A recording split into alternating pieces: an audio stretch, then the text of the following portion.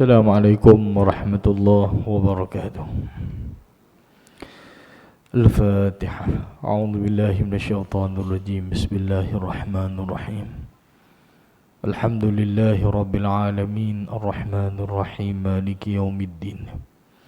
Iyyaka na'budu wa iyyaka nasta'in. Ihdinas siratal mustaqim. صراط الذين أنعمت عليهم غير المغضوب عليهم ولا الضالين آمين. أعوذ بالله من الشيطان الرجيم. بسم الله الرحمن الرحيم. الحمد لله رب العالمين وبه نستعين ونصلي ونسلم على هذا النبي الكريم Sayyidil Mursalin wa ala alihi wa sahbihi wa man tabi'ahum bi ihsanin ila yaumiddin. Wa la hawla wa la quwwata illa billahil aliyyil azim wa hasbunallahu wa ni'mal wakil wa ba'd. Ayyuhal mu'minun ittaqullah. Usikum wa iyaya bitaqwallahi faqad fazal muttaqun. Tuan-tuan yang dimuliakan Allah Subhanahu wa taala, alhamdulillah. Pertamanya marilah sama-sama kita memanjatkan syukuran kita kepada Allah Subhanahu wa taala kerana masih lagi memanjangkan usia umur kita dan diberikan kesihatan tubuh badan, dapat sama-sama kita berada di dalam majlis ilmu pada malam ini, yang mudah-mudahan kita mohon doa kepada Allah Subhanahu wa taala, moga-moga dengan berterusan usaha kita di dalam menghadirkan diri dalam majlis ilmu ini termasuk di kalangan hamba-hambanya yang bersegera di dalam melakukan amal kebaikan dan tidak menangguh-nangguhkan kebaikan tersebut. Alhamdulillah, hari ini last quarantine saya dan kuliah pertama saya malam ni. 5 hari quarantine di rumah.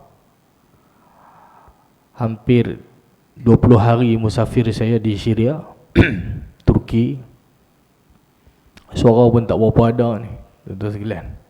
Suara pun tak berapa ada. Tapi alhamdulillah Allah masih memberikan kesihatan tubuh badan. Dan pagi tadi pergi buat sekali lagi RTK, alhamdulillah result negatif.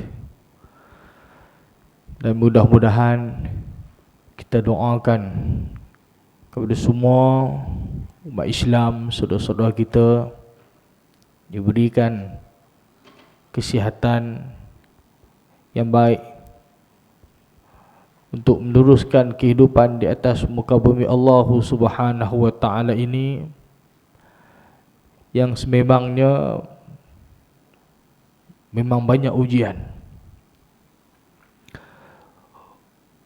Ujian ni datang tak ada siapa pun minta, tapi dia mai dekat kita. Dan ujian yang besar, tuan-tuan ni cerita sikit pengalaman cerita sahabat-sahabat kita yang berada di Syria. Mungkin sebelum ni kita tengok dalam TV, dalam YouTube, surat khabar dan sebagainya. Tapi bila kita turun pergi lihat sendiri di perkampungan ataupun di kem-kem pelarian, dalam suasana sejuk yang sangat amat, tak tahan kita tuan-tuan. Kita hak pakai baju, jaket 2-3 lapis, tutup kepala, stokin tebal, kasut apa semua ni pun masih rasa sejuk. Ni hak sahabat-sahabat kita yang berada di kem pelarian yang berada di dalam kesejukan, anak-anak kecil yang tidak berstokin dan kasut, tuan-tuan sekalian. Saya tengok, Allah Akbar, kita pergi tengok sendiri hebatnya ujian yang Allah beri kepada mereka, dan mereka sabar.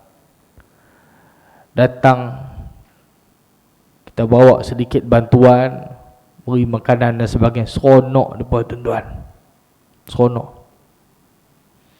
Nak bagi tahunya, kita ni banyak hidup dalam kesenangan dan nikmat, selesa banyak kita. Dan kita dekat Malaysia ni tak ada musim sejuk. Tu pun kadang nak bangun subuh menjadi malah. Rumah ada pemanah. Ayak kita dekat sini bukan sejuk. Betul, sana nak ambil air sembahyang sejuk. Sejuk tuan-tuan. Kalau pagi tu ya Allah nak ambil air sembahyang, kalau boleh nak simpan air sembahyang subuh sampai ke Isya. Kalau boleh. Tapi kalau dah nak terkencing berak macam mana? Kena ambil air sembahyang balik kan. Habis cerita gitu, subhanallah. Syukur banyak tuan-tuan apa Allah Ta'ala beri pada kita. Dan ingat kesusahan yang dialami oleh saudara-saudara kita satu agama dengan kita. Man lam yahtamma bi amril muslimin falaysa minhum. Siapa-siapa yang tak ambil peduli, ambil berat, ambil cakna tentang urusan apa yang berlaku kepada umat Islam, falaysa minhum, maka Nabi kata dia bukan di kalangan mereka.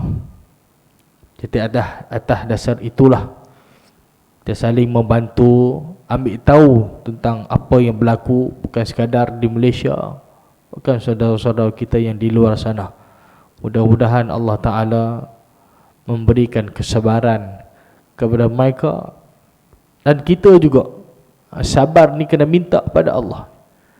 Ya ayyuhalladzina amanu ista'inu bis-sabri was-salah. Quran suruh kita minta pertolongan daripada Allah Subhanahu wa taala bis-sabri, dengan sabar, dan juga sembahyang.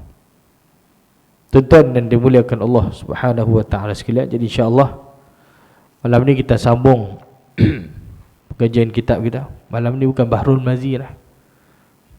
Malam ni saya baca kitab ni, koleksi kisah ulama silam yang kaya dengan pendidikan akhlak.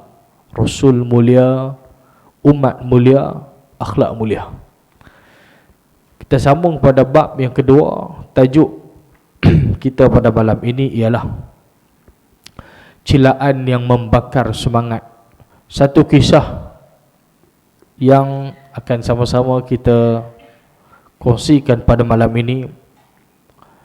Satu orang tokoh ulama yang terkenal, yang dia ni berasal daripada Mesir. Siapa dia tuan-tuan? Nama dia ialah Muhammad Ahmad bin Muhammad bin Salamah At-Tahawi, ataupun dikenali dengan Imam At-Tahawi.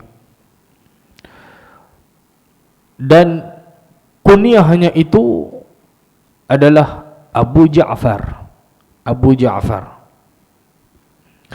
Orang Arab ni dia ada kunyah. Kita pun panggil, ada anak laki, anak nama Ahmad. Jadi ayah dia itu kunyah dia panggil Abu Ahmad. Ayah kepada Ahmad. Abu apa lagi?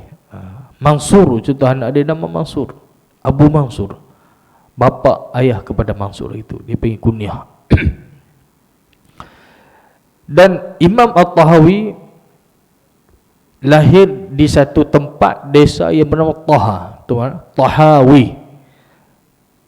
Ulama dulu dia ambil nama kampung tempat asal dia itu dijadikan nama dia. Desa Taha jadi Tahawi.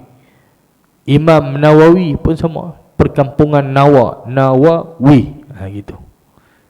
Dia panggil nisbah dalam bahasa Arab. Nisbah kepada kampung. Dia mesti letak huruf ya di belakang. Ya ada titik. Saya orang Kedah, Qadahi, gitu dalam bahasa Arab. Qadahi, letak ya, panggil nisbah. Nisbah kepada kampung. Imam Tahawi lahir pada tahun 233 Hijrah. Dan dia ni terkenal sebagai satu orang yang pertama sekali alim, faqih, kita sebut faqih, alim mazhab Hanafi. Allahumma salli ala Muhammad. Dan yang kedua, selain daripada dia alim pakar dalam ilmu fiqh, dia ni alim hadis. Alim hadis. Dan sekaligus bila mana dia ni satu orang ahli hadis yang hebat, yang diberi gelaran sebagai Al-Hafiz. Al-Hafiz ni bukan sekadar kita hak baca Quran hafiz tu. Dalam ilmu hadis pun ada hafiz. Orang yang hafal hadis banyak lah. Orang yang hafal hadis banyak. Al-Hafiz.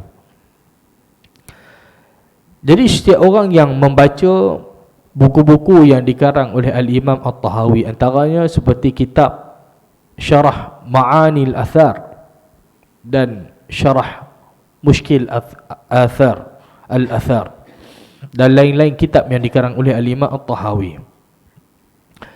Bila orang baca kitab yang dikarang oleh Imam Tahawi ni, maka dapat lihat di sudut kepakaran beliau dalam dua-dua bidang ni. Pertama, ilmu fiqh, dan yang kedua adalah ilmu hadis. Baik. Sebab itu kita bila belajar Quran, contoh Quran dengan hadis ni tak boleh berpisah. Ada orang nak ambil Quran saya kata hadis, buat apa hadis lagi? Quran dah ada, kita ikut Quran dan juga hadis. Tapi dia kata cukup ambil hadis, Quran tak perlu, tak boleh. Mesti Al-Quran dan juga hadis. Sebab bila kita nak faham Al-Quran, mesti kita tengok pula kepada penjelasan hadis, kerana hadis yang menafsirkan Al-Quran. Kita belajar dalam ilmu tafsir. Tafsir ni dia ada tafsirul Quran bil Quran. Tafsir Al-Quran dengan Al-Quran. Di sana ada satu lagi cara, iaitulah tafsirul Quran bis sunnah ataupun bil hadis. Tafsir Al-Quran dengan hadis Nabi SAW.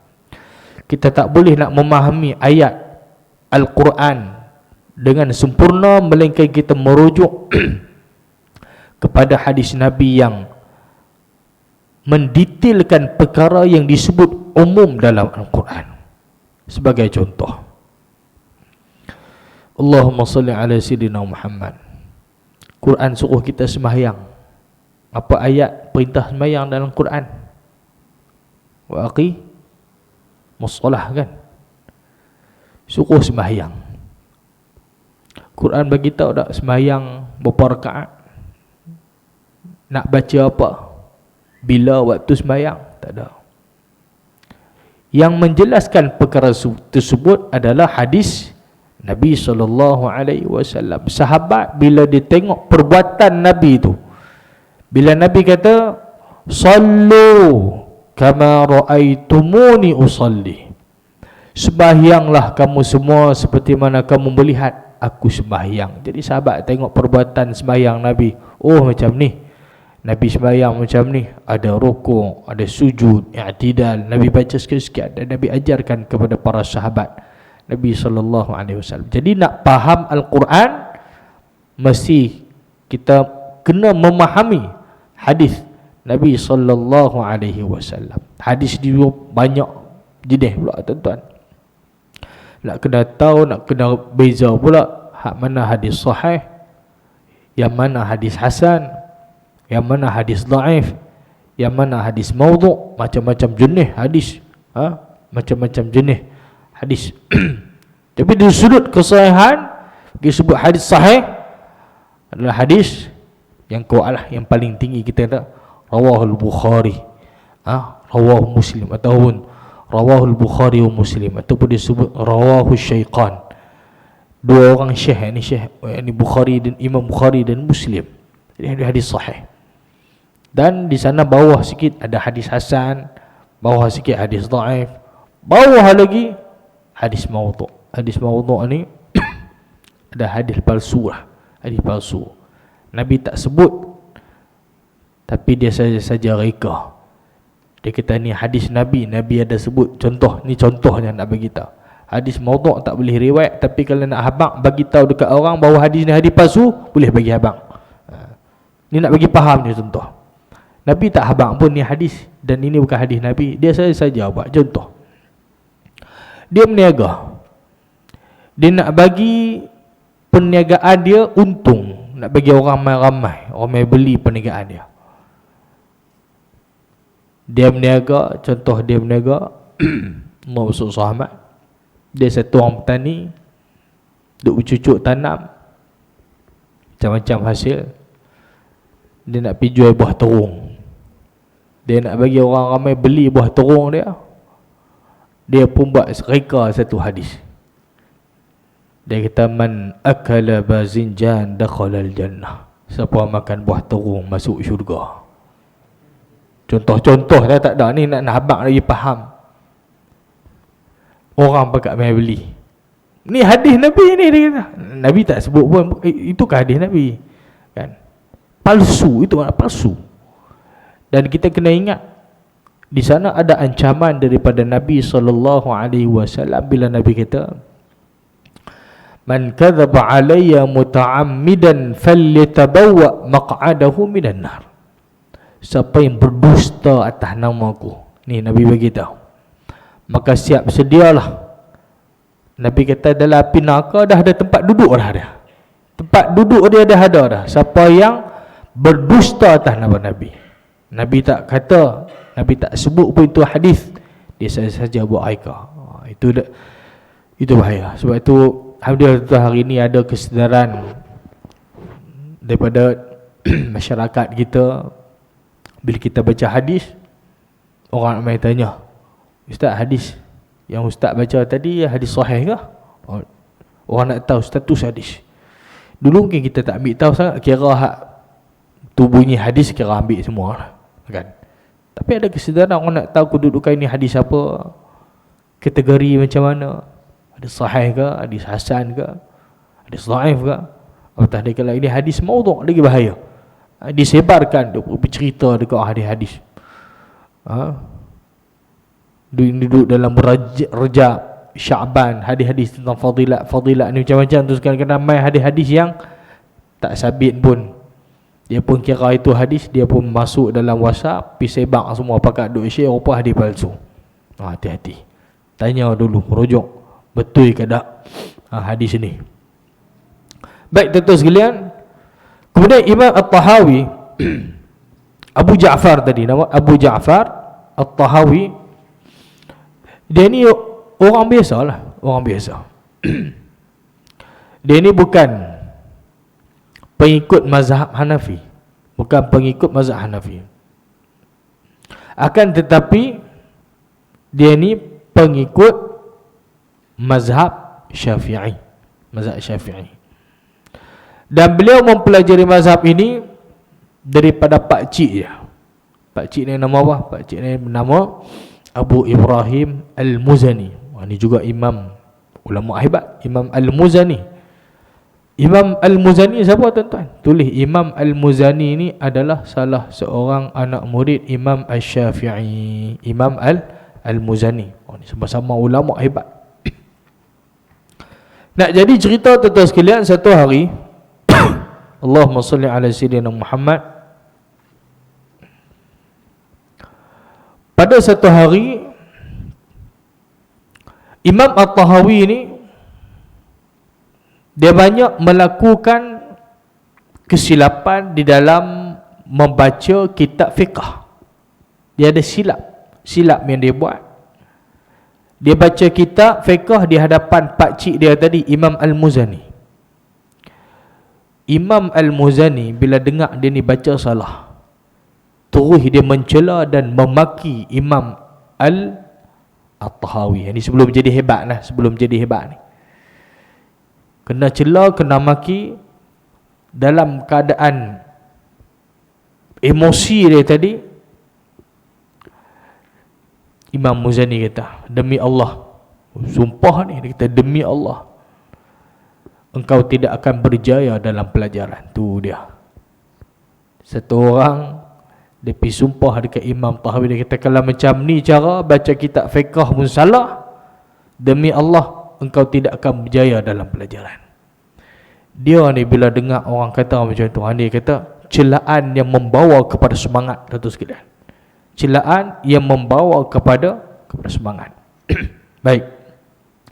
Bila mendengar celaan dan makian daripada Al-Muzani ini, Imam At-Tahawi ni dia pun jadi sangat marah. Itu normal lah. Orang biasa bila dicela, dimaki, ada perasaan marah. Itu biasa. Tuan-tuan, kita bukan Nabi. Hang pak lebay ke, hang ustaz ke, kalau orang kata kita rasa apa tuan? Tak banyak pun, sikit adalah hati. Kita rasa nak marah, rasa tak puas hati, rasa geram, macam-macam rasa tu. Itu normal. Tapi kalau orang marah, orang kata apa kat kita jenis tak ada apa, itu masalah. Masalah ni. Tak sekalian. Jadi bila Imam Muzani kata macam tu, dia pun tinggal majlis ilmu tadi, majlis ilmu Imam Al-Muzani, dan dia pergi kepada Ibnu Abu Imran. Dia pergi mengaji kepada tok guru yang lain. Dia pergi mengaji kitab fiqh Hanafi. Maka kekesalan Abu Ja'far At-Tahawi, Imam At-Tahawi, disebabkan daripada celaan Imam Al-Muzani itu, yang akhirnya membakar semangat dia untuk belajar dengan kesungguhan. Ini orang panggil celaan yang bawa semangat. Kita takat orang kata sikit dekat kita tu, biarlah. Kan ambil Allahumma salli alaihi celaan tadi sebagai satu semangat motivasi kepada kita. Hang kata kat aku bodoh, hang tengok satu hari nanti kau nak tunjuk dekat hang aku bukan bodoh. Quran 80, tu dia 80 juzuk Quran 30 ya. Nak habaq geram dia tu, dia kata. Kan 80 juzuk aku hafal Quran. Nak cerita dengan celaan tadi, dia bangkit, dia jadi semangat, boleh hafal, tuan-tuan sekalian. Dalam kitab ni dia cerita apa tuan-tuan? Beberapa tahun kemudian Imam At-Tahawi tampil sebagai satu orang ulama yang hebat, yang terkemuka, dan sekaligus menjadi pembela mazhab Hanafi terbesar sehingga hari ini, bila kita sebut Imam At-Tahawi.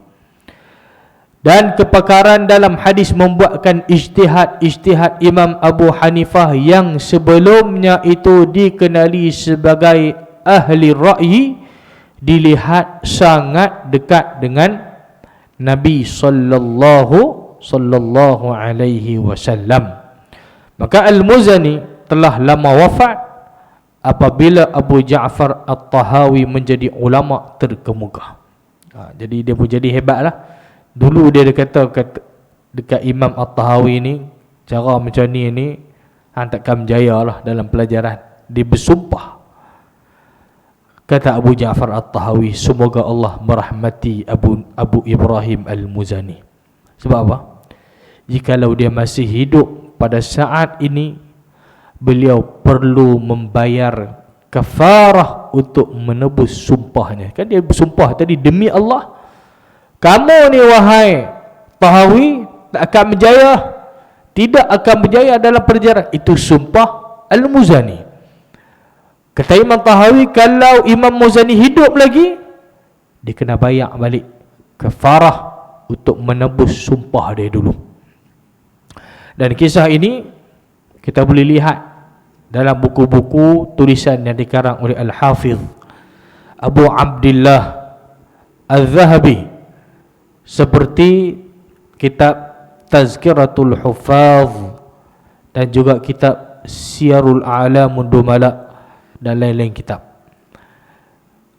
Baik, kemudian dia bawa alemai lagi kepada kita kisah-kisah ulama-ulama dahulu untuk kita ambil iktibar, pengajaran, semangat, motivasi daripada kesungguhan mereka. Setiap manusia dia tidak boleh lari daripada cemuhan, dia tidak boleh lari daripada celaan orang. Siapapun kita, ustazkah, tok gurukah dia, cikgukah, apa sahaja, di mana pun dia berada, orang sentiasa akan mencela, mencemuh kita. Allah Subhanahu wa ta'ala dan Rasulnya tidak terlepas daripada lidah keji manusia-manusia seperti ini. Oleh sebab itu, celaan suatu kepastian, maka kita mesti pandai menatah hati. Jangan biarkan ucapan negatif orang lain itu mengeruhkan hidup kita, menguruskan tubuh kita dan menahan kita daripada aktiviti yang bermanfaat bagi masa depan kita. Ini kena kuat, kena banyak sabar. Orang cela, cemuh kita sikit, jangan kita terus merajuk. Baru mai kuliah ceramah dekat satu surau masjid, mana ada jemaah komplain sikit, tak mai dah ustaz tu. Allah, baru sikit je orang komplain. Hati tawak, cayak sangat, kan? Hati lembut, tak boleh. Orang nak cerita, orang kata sikit tak boleh. Kalau macam ni tak mau mai dah kuliah surau diniah, dia kata merajuk, tak mai sampai ke sudah, contoh. Kan? Jadi kena kental lah. Mungkin teguran tadi betul untuk kita baiki diri kita, untuk kita menambah baik. Jangan kita duk rasa, tuan-tuan, ada satu sifat ni sangat bahaya. Sifat apa? Sifat yang ada kepada iblis. Apa dia? Ana khairun minhu, aku lebih baik daripada dia. Ini sangat bahaya. Kita duk rasa kita lah yang terbaik. Akulah yang paling banyak hafal Al-Quran, akulah yang paling baca sedap, akulah sembahyang yang paling khusyuk, akulah qiyamul lail yang paling banyak, akulah sembahyang yang paling banyak, akulah banyak baca Al-Quran, aku banyak sedekah, aku lebih baik daripada dia. Ini sangat bahaya, tuan-tuan sekalian. Kebaikan itu bagus, tapi bila masuk dalam diri kita, dalam jiwa kita, hati kita, sifat ujub, ujub tadi tu, ujub, asa bangga dengan amalan sendiri, walaupun kadang dia tak tunjuk dekat orang. Beza dengan riak. Riak ni buat tunjuk dekat orang, betul tak? Nak bagi orang nampak.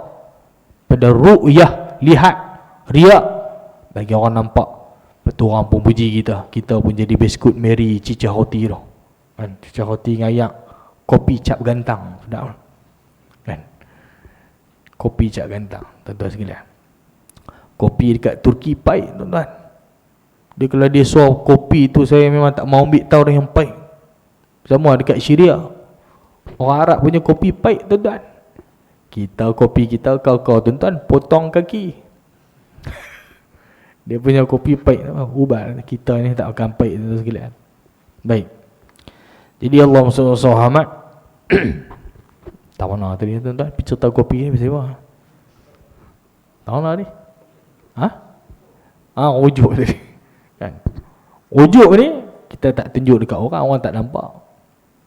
Bangun solat tahajud tengah malam, bagus, orang pun tak tahu, siapa pun tak tahu, bini pun tak tahu. Bini duk tidak mengerah atas katil punya, bagus ya. Suami bangun, tak ada siapa tahu. Anak tak tahu, jiran pun tak tahu, apa pun tak tahu. Yang nampak cicak dengan tikus yang malam tu, nampak tahu rumah ni bangun malam. Tapi dia tak tunjuk dekat orang.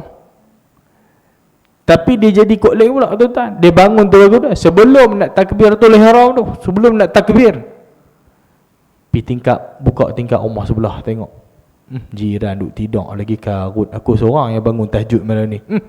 Habis tahajud tu bagus dah, bangun tu tak apa hati, pergi tengok tingkap sebelah pula, buka jiran sebelah ni pun 2 kali 5, dia kata duk tidak mengerah dengar ambil rumah, tak bangun tahajud. Aku seorang je tahajud malam ni. Nampaklah tu ujub. Itu bahaya, tuan-tuan. Kita duk rasa Amalan ni banyak, balik di akhirat tengok buku catatan amalan kita kosong. Awak ni dulu atas dunia tiap-tiap malam tahajud tak pernah tinggal. Memang tahajud tak tinggal, tapi hang ujub, habis sia-sia amalan kita. Sebab tu apa sahaja amalan yang kita buat, pastikan hanya kerana Allah, bukan kerana siapa-siapa, bukan nak tunjuk kepada orang, bukan nak kata kita yang terbaik, kita doa sah amalan kita, kitalah yang terbaik, kitalah ahli syurga, kitalah itu ini, kita doa sah baik. Itu bahaya tuan-tuan. Ana khairun minhu, aku lebih baik daripadanya, adalah sifat iblis. Kerana iblis bila Allah Ta'ala suruh sujud kepada Nabi Adam, apa jawab dia? Khalaqtani min narin wa khalaqtahu min tin. Engkau ciptakan aku daripada tanah, daripada api, sedangkan engkau ciptakan Adam itu daripada tanah. Dia dosa dia lebih baik daripada Nabi Adam. Sebab tu dia tak sujud. 3 sebab, bukan 3 sebab yang menyebabkan 3 ciri ni ada kepada iblis.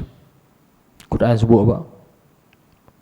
Aba wastakbara wa kana minal kafirin. Kan? 3 ni. Ini sifat iblis.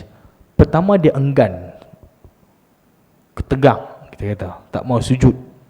Wastakbar, takabbur, sombong. Ini sifat iblis. Dan yang ketiga, wa kana minal kafirin. Iblis ini termasuk di kalangan orang-orang yang kafir. Ini 3 ciri yang ada kepada iblis. Jangan ada sifat ana khairun minhu, kita doa kita lebih baik, lebih hebat daripada orang lain. Aku hafal Quran 30 juzuk, hang alih bata pun tak ingat tu dia alih bata, tak ingat terus sangat. Kan? Agak-agak lah nak condemn orang pun. Kan? Kalau sebut kuliah tak ingat boleh lagi. Kan? Lalu orang baca kuliah cari jalan keluar tak jumpa tuan-tuan.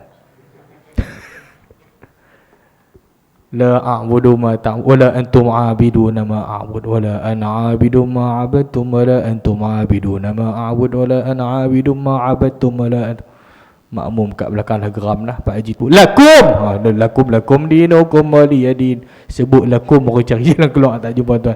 Kita surah qul ya ayyuhal kafirun pun cari jalan keluar tak jumpa tuan sekalian. Kan? Jadi jangan kita doa rasa kita hebat. Apa Allah Ta'ala bagi, kita boleh hafal banyak, pandai, boleh ingat, tu semua kurniaan Allah. Kita tak ada apa pun. Kita tak ada apa pun. Semuanya Allah Ta'ala bagi. Nikmat pinjaman yang berbentuk sementara, tiba masa Allah Ta'ala boleh ambil balik. Jangan sombong.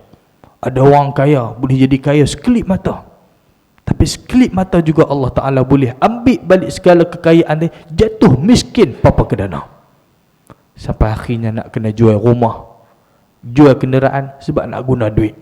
Kan? Satu orang ni mula daripada susah dulu tuan-tuan. Sebab tu orang tua kita dulu, mak ayah kita, tok nenek kita dulu ajak kita supaya biar susah awal tak apa, reti macam mana nak hidup waktu susah. Ini kalau daripada awal ajak senang-senang, nak apa bagi hidup mewah senang, mai sampai besar, satu hari tiba-tiba jatuh susah. Dalam kesusahan dia tak reti nak buat macam mana, sebab dia tak biasa hidup susah tuan-tuan sekalian. Kita reti lagi buat dia biasa hidup susah. Kan? Makan nasi dengan garam. Hampa biasa makan nasi dengan garam kan? Lauk tak ada, nasi dengan garam. Makan nasi dengan tongyu. Tongyu pula kicap. Orang Kedah panggil tongyu tuan-tuan. Makan nasi dengan kicap kan? Sebab apa? Sebab biasa dididik, diajar hidup dalam keadaan susah. Itu pun hebat lah boleh makan nasi. Itu kira hebat tuan-tuan. Nak cerita susah. Bila orang yang biasa susah, InsyaAllah bila dia senang, dia tak lupa diri, sebab dia biasa hidup susah. Tapi kalau daripada awal hidup biasa senang, sebab tu anak kita, anak-anak kita tuan-tuan, kalau dia nak apa, jangan duk biasa bagi semua, memenuhi kehendak permintaan dia. Kalau nak bagi juga, biar bersyarat. Kalau abang nak ni boleh, Quran kena baca, Al-Fatihah kena ingat, kena bagi syarat gitu dekat dia. Syarat yang boleh menambahkan ilmu dia, membina dia. Tapi kalau dia nak kita bagi, nak bagi ayah nak beli ni, okey beli. Ayah nak, semua bagi. Kan? biar ajak bagi dia reti susah, supaya esok bila dia duduk dalam keadaan susah, dia reti macam mana nak hidup dalam keadaan susah, sebab dia bisa hidup susah. Tuan-tuan yang dimuliakan Allah Ta'ala sekalian. Baik, jadi Allahumma salli ala sayyidina Muhammad, kita mesti pandai memanfaatkan tenaga yang positif yang terdapat di dalam celaan untuk membakar semangat menuju kejayaan. Ini memanfaatkan tenaga positif. Kalau positif COVID tak boleh. Itu kena beza tu. Kenapa positif COVID tak boleh main sini. Dan setiap kali mendengar celaan, pandanglah ia sebagai satu, dia kata sebagai satu ubat. Semakin pahit, rasanya semakin baik untuk kesihatan kita. Kan? Ubat tu orang kata hak paling pahit tu paling mujarab, dia pun kata. Kan? Kita nak buh masuk dalam mulut, nak telan tu luah balik tu sekalian. Saya ingat arwah ayah saya dulu makan buah mengkudu. Tuan-tuan saya makan buah mengkudu. Lepas pi dah bau tu pun dah tak leh pi dah tu sekalian. Jus mengkudu tu mungkin dah campur ni buah tu makan. Rebus makan, Allahu Akbar. Kita kembang orang tengkok tu sekalian. Tapi makan. Kan? Orang kata apa? Kata ubat. Kan ubat je, ubat makan hak pahit-pahit dan sebagainya. Kita ni tak jenis tak makan je tu sekalian. Jadi pandanglah celaan itu seperti ubat. Semakin pahit rasa dia, maka semakin baik untuk kesihatan kita. Dan dia kata saya tidak tahu dengan anda, akan tetapi setiap kali mendengar celaan, apatah lagi jika berlaku di hadapan orang ramai, hati saya terasa sakit. Ni kata tuan kita. Ni tuan kita ni. Telinga ni rasa macam nak terbakar. Dia duduk main, dia kata dekat kita. Dia main nama kita, tak mahu dia kait dengan nama pak kita. Oh, kita main nama pak ni cukup pantang. Oi, pak hang dah bodoh. Tu dia. Ui, tuan-tuan, orang kata macam tu marah tak? Tak, kalau kata dekat kita hang bodoh, okey lagi. Kata dekat kita tak apa, paling-paling kurang aku pergi bantai hang lagi. Dia kata dekat pak kita, hang dengan pak hang 2 kali 5. Dia kata 2 kali 5 bodoh. Oi, hang pak jangan buat main dia kata. Tu mula nak cari gaduh. Cari gaduh. Kita kalau sebut mak, pak je cukup pantang. Dekat dengan Tok Wan pula, lagi marah kita. Tak cukup dengan nama pak, nama Tok Wan pun dekat sekali. Kita tak boleh, kita marah. Dia main marah satu macam, mata pun merah, nak macam Spiderman dah tu sekalian apa? Superman, mata merah dah. Kan? Merah ni nak marah. Dan emosi tu terasa hendak meletup. Dia main satu tahap macam tu. Dan malu terasa bercampur dengan kemarahan. Itu sifat. Kalau orang betul jenis tak sabar ni tu sekalian, dia akan lepaskan kemarahan tersebut. Tu jadi balas balik. Dia kata, weh, pak hang bodoh gila. Pak hang pun sama bodoh. Tu dia, tuan-tuan. Contoh. Jenis. Bukan nak jenis sama. Dia lawan balik jenis hati kering. Dia kata balik. Allahu Akbar. Kan jenis tak mau mengaku kalah. Nak pergi lawan dengan orang besar pada dia. Dia kata, aku tak kira walaupun aku kecil. Yang penting, aku boleh bubuh dia sekali pun tak buat dah. Tu. Teraduk nampak tulang. Nak pergi lawan dengan orang besar. Dia kata, tak kira orang buat apa. Yang penting, aku boleh bagi penumbuk sedah macam dia. Tu, tak mau kalah tu kan. Padahal orang ambil dia, lipat-lipat kepak pun satu sampah pun boleh lah. Tak ada apa. Tu tak mau mengalah tu, tak mau mengalah. Allahu Akbar. Hak jenis ni kena hantar jihad perang pergi Syria Palestin. Okey, hak jenis perang ni yang tuan-tuan. Dia kadang sama-sama bangsa dia jadi kemah, dia buat perang ni. Kita kata hantar pergi perang jihad di Palestin, tuan-tuan. Saya waktu masuk Syria tu dengar bunyi bom jatuh. Bom jatuh. Kita tengah dah buat video rakaman, boom, pekat selerak lagi tuan-tuan. Memang kita masuk tu kawasan zon merah. NGO lain tak masuk. Siapa nak berani masuk? Sekalian. Di kawasan zon merah yang berisiko tinggi. Berhadapan tempat hak kami duduk tu 2 kilometer dah dengan tentera Bashar. Tuan-tuan. 2 kilometer lah. Tengah malam tidur, bunyi bom punya mungkin 3:30 pagi. Jizo dengar saya tidak mengerah dah benda tu, tak sedang apa dah. Dia dengar bunyi bom. Tapi hak esok tu kemudian memang kita dengar. Pergi ziarah sekolah Muslim Care di Syria. Memang sekolah tu pun kena serang, kena bom dah sebelum ni. Waktu kita tengah buat rakaman, tak tahulah dia mungkin bunyi tempat lain, tapi bunyi dekat bunyi tu. Orang kat situ biasa dia bunyi, kita tak bisa dengar tu. Allahu akbar. Tuan sekalian, menyunggit, lari cari tanah tak jumpa. Allahu akbar. Jenis tak bisa dengar bom. Kan dengar dalam TV bisa. Duduk di tempat tu, tengok sendiri, dengar sendiri. Allahu akbar. Rasa takut dan sebagainya. Tu tak bayang rakyat Syria yang duduk situ. Kebanyakan yang duduk di utara Syria, sebab utara Syria ni kawasan yang dikuasai oleh mujahidin. Sebab tu tuan pergi sana, tuan akan tengok bendera Syria 3 bintang. Dia ada 2 bendera tu. Satu 2 bintang yang pro Bashar, yang Bashar, yang kerajaan 2 bintang. Yang 3 bintang yang mujahidin punya lah. Yang lawan Bashar pun dia guna bendera lain. Tuan boleh tengok. Saya waktu pergi tu nasib baik tak bawa bendera 2 bintang. Nak pergi masuk kawasan mujahidin, bawa 2 bintang kacau. Hang geng mana ni? Kacau kita. Kan? Bawa bendera 3 bintang. Kan? Jadi kawasan di utara Syria kebanyakannya pelarian ni dia banyak lari ke utara sebab berhampiran dengan Turki. Ramai yang duduk dengan kawasan sempadan dengan Turki sebab mereka lebih rasa selamat.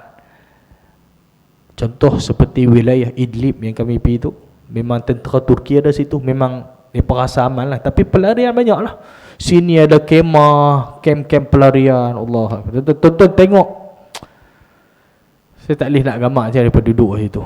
Dalam keadaan sejuk satu, kelengkapan sejuk pun tak cukup, makan minumnya, nak mandi, nak bersih macam mana dengan keadaan kotor, lecah dengan Allahu Akbar. Tuan-tuan sekalian, memang susah lah, susah. Bila kita pergi tengok, bawa bantuan, bagi semangat sikit, dia rasa seronok tuan. Doa tak kira lah, ya Allah. Doa. Boleh bagi duit sikit, boleh bagi makanan sikit, masak makanan bagi dekat mereka, itu pun seronok tuan sekalian. Kita menggembirakan hati orang-orang yang beriman. Ini antara perkara yang dituntut dalam Islam. Tuan-tuan dan dimuliakan Allah Ta'ala sekalian. Jadi jika anda merasakan hal yang sama, itu petanda anda manusia yang normal. Normal lah. Orang maki, celah kita rasa nak marah. Itu normal. Sebagai manusia, celaan sangat menyakitkan hati dan membakar kemarahan. Ada tuan-tuan seronok ada orang kutuk kata dekat kita, kita senyum. Kita seronok. Kan? Kita kata seronok. Bahawa kita rasa tak rasa nak marah pun. Itu pelik. Manusia biasa, normal. Bila orang celah, bagi dia dah rasa nak marah. Hanya orang ni, tuan kita kata, bukan saya kata, hanya orang bodoh sahaja yang tidak marah ketika orang lain menyentuh kehormatan dan maruah diri. Orang kata dekat pak dia, kutuk macam dia duk gelak, seronok. Dia, pak aku ngah macam tu, dia kata. Oi, pak dia memang macam tu pula, seronok. Ada.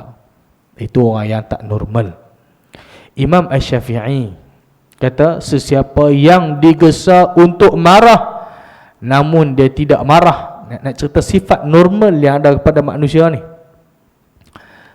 maka ia adalah keldai. Tahu keldai? Keldai ni merupakan satu simbol untuk kebodohan yang sangat parah. Bodoh betul. Dekat Arab, kalau nak gaduh dengan orang Arab ni senang. Tuan panggil dekat dia keldai. Bertumbuk lagi. Tunggu. Ya himar. Wahai keldai. Dia marah tuan-tuan. Jangan. Bukan nak suruh tuan-tuan sebut, tapi jangan duk cari pasal sebut ni. Memang dia marah, cari gaduh. Himar. Bagal. Atau satu bagal. Cukup. Ataupun hak biasa disebut dia kalb, itu kira marah. Anjing, dia kata, woi anjing. Oh, itu kira bahasa kita lah. Ya kalb. Oh, itu kira dia marah tu. Itu semua pun cari-cari gaduh, jangan. Itu nak habaq ni, tapi bukan untuk diamalkan. Untuk diketahui saja. Bukan untuk diamal. Saja nak habaqnya, itu sekalian. Baik, tuan-tuan, insya-Allah kita sambung nanti. Saya pun tak apa pada suara ni. Insya-Allah kita akan sambung pada siri kuliah akan datang, insya-Allah. Mudah-mudahan Allah Subhanahu wa taala memberikan kefahaman dengan ilmu yang kita pelajari dan dapat sama-sama kita amalkan di dalam kehidupan kita seharian, insya-Allah taala. Yang baik daripada Allah taala, mohon maaf salah silap, kasar bahasa, segala kelemahan dan kekurangan daripada diri saya sendiri. Aqul qawli hadza wa astaghfirullahal azim li wa lakum. Wassalamualaikum warahmatullahi wabarakatuh. Bismillahirrahmanirrahim. Alhamdulillahi rabbil alamin wa bihi nasta'in. Allahumma faqihna fid din wa 'allimna ta'wil wahdina ila siratikal mustaqim. Rabbana atina fid dunya hasanah wa fil akhirati hasanatan wa qina 'adzaban nar. Sallallahu ala sayyidina Muhammad wa ala alihi wa sahbihi wasallam. Alhamdulillahi rabbil alamin. Kita tangguh dengan kafaratul majlis dan surah Al-Asr. Subhanakallahumma asyhadu an la ilaha illa anta astaghfiruka. Bismillahirrahmanirrahim. Illal ladzina amanu wa sallallahu alaihi wa sallam.